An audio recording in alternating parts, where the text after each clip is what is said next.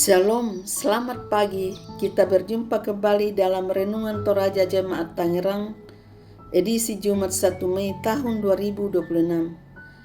Kita siapkan firman Tuhan dari Yesaya pasal 5 ayat 11-17. Mari sebelum kita mendengarkan firman Tuhan, kita bersatu hati, kita berdoa. Bapa kami di dalam surga, kami bersyukur buat anugerah-Mu. Kalau pagi ini kami boleh ada sebagaimana kami ada. Saat ini Tuhan, kami akan mendengarkan dan merenungkan firman-Mu. Berkatilah kami, berikanlah kami hikmat-Mu, agar boleh kami mengerti setiap firman yang kami akan dengar. Di dalam nama Tuhan Yesus kami berdoa. Haleluya. Amin. Yesaya pasal 5 ayat 11-17.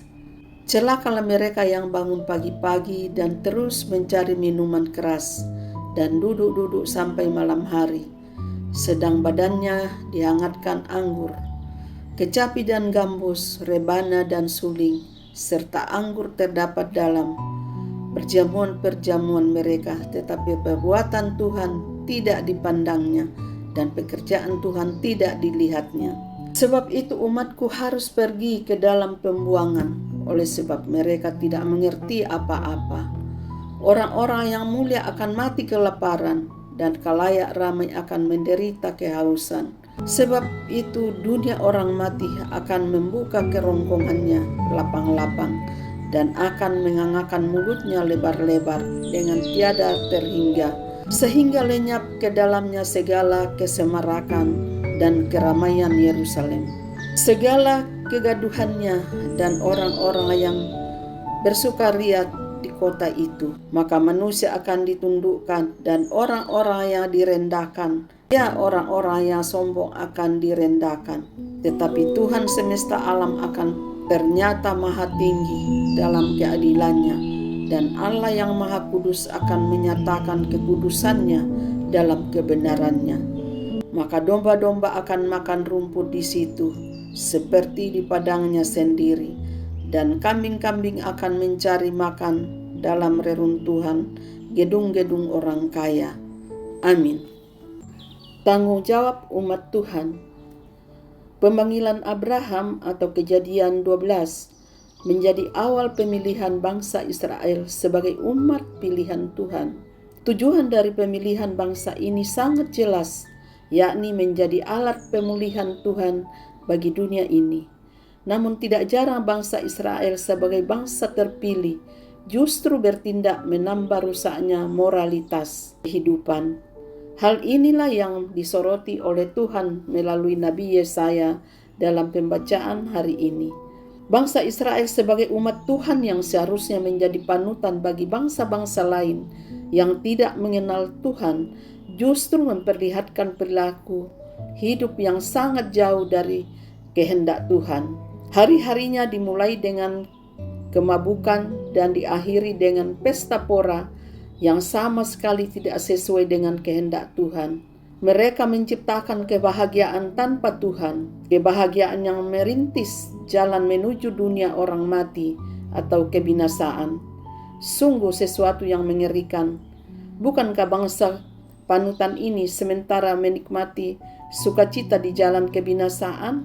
Sebagaimana Israel dipanggil untuk melaksanakan kehendak Tuhan, demikian juga hanya dengan gereja.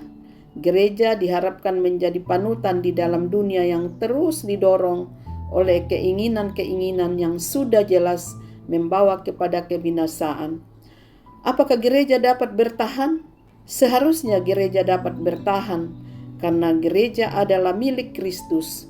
Bukankah Kristus telah mengalahkan maut? Jika Kristus telah mengalahkan maut, maka dengan kuasa Kristus itulah gereja dapat terus bertahan dalam berbagai ajakan menuju jalan kebinasaan. Selain bertahan, tugas gereja yang tidak kalah pentingnya adalah tidak membiarkan godaan kebinasaan memperluas wilayahnya di dunia ini.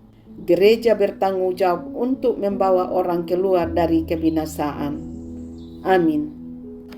Mari kita berdoa. Maha besar Allah kami di dalam kerajaan surga, Bapa yang kami puji dan muliakan di dalam nama Tuhan Yesus Kristus. Kami bersyukur Tuhan atas pertolongan-Mu dan penyertaan-Mu serta berkat-Mu dalam hidup kami.